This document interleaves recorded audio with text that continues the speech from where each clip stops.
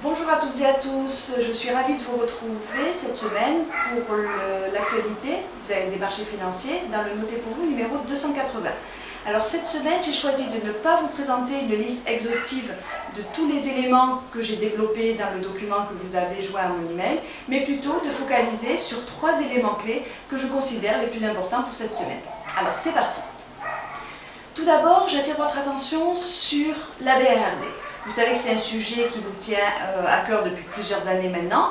Et le point essentiel de cette semaine, c'est la publication du règlement délégué qui est relatif à l'exigence minimale de fonds propres et des engagements éligibles, plus connu sous le nom de MREL, ce qui fait que je ne me souvenais pas exactement même de sa définition.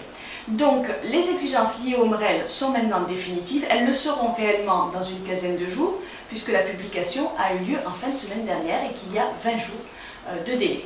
Alors, c'est important pour nous, tout d'abord parce que cela va permettre aux établissements bancaires de voir si les plans de rétablissement qu'ils ont proposés aux autorités de résolution sont bien conformes avec les éléments qui sont désormais applicables et qui sont désormais requis par les exigences légales. Alors c'est un élément important aussi, puisque vous savez, il y a eu de nombreuses discussions avec les acteurs de la place sur le fait que les propositions de la Commission européenne n'étaient pas exactement conformes à la proposition de l'EBA. On sait d'ores et déjà que le SRB, donc le Conseil de résolution unique, a choisi plutôt de reprendre ce qui avait été fait par l'EBA plutôt que de se contenter de la position de la Commission européenne. Je dis se contenter puisque c'est une position un peu plus souple, mais qui permet, de par ce biais, d'être plus en lien avec tous les exemples de TILAC posés, elles, par le FSB. Mais on y reviendra.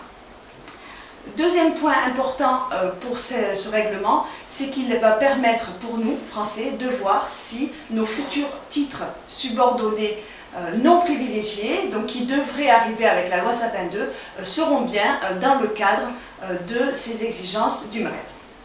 Le second point qui est important en matière de BRRD, c'est l'offre qui a été mise en place en matière de bail-in par le fonds qui a été créé dans le dossier État. Vous vous souvenez que le dossier État, c'est le premier cas de résolution et de mise en œuvre de la directive BRRD, car même si le dossier a été ouvert depuis 2009 et les difficultés, c'est un dossier qui est intéressant à suivre puisque c'est le premier bail-in d'une banque de grande envergure et surtout qui lie aussi des créanciers qui avaient confiance dans la garantie accordée par une collectivité territoriale. On est donc dans un dossier qui mêle à la fois les marchés financiers, mais également tout ce qui est politique monétaire et aide d'État.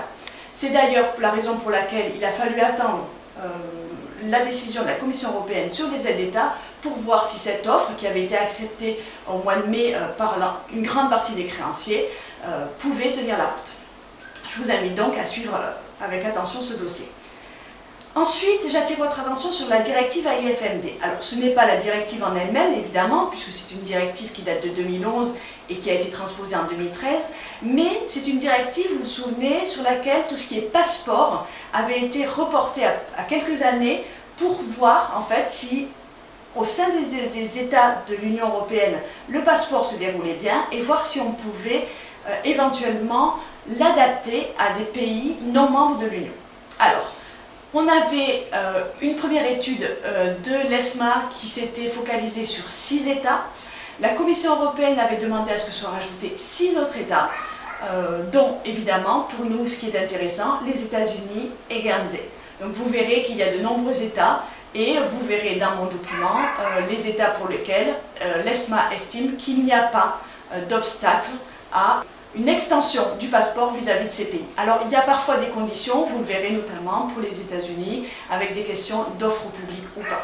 Mais le document est suffisamment clair et on attend maintenant l'avis de la Commission européenne pour voir si ce final advice sera suivi ou pas des faits. Enfin, j'attire votre attention, excusez-moi, mais une fois n'est pas coutume, sur un article de doctrine qui est celui écrit par Gilles Andréau dans le bulletin Jolie Bourse du mois de septembre, qui est un article qui est intéressant, d'abord parce qu'il est juridiquement très bien construit et qu'il surtout commente la décision du 21 juin 2016 de la Cour d'appel de Paris, qui est une décision qui nous a beaucoup marqué au sein de notre équipe, puisque était remis en cause la qualification d'obligation pour certains titres structurés. Alors c'est un article que j'ai trouvé très intéressant en raison de la référence et des références historiques, notamment aux principes généraux qui avaient été soutenus par la COB, qu'elle avait dû abandonner, et son successeur, l'AMF aussi, en raison de la transposition de la directive prospectus, et qui semble renaître de ses cendres via cette décision de la Cour d'appel de Paris.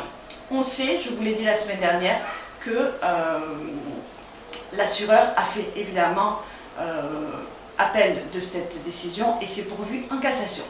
Voilà pour les nouvelles de cette semaine. J'espère vous retrouver encore plus nombreux la semaine prochaine et je vous souhaite un excellent week-end. Au revoir.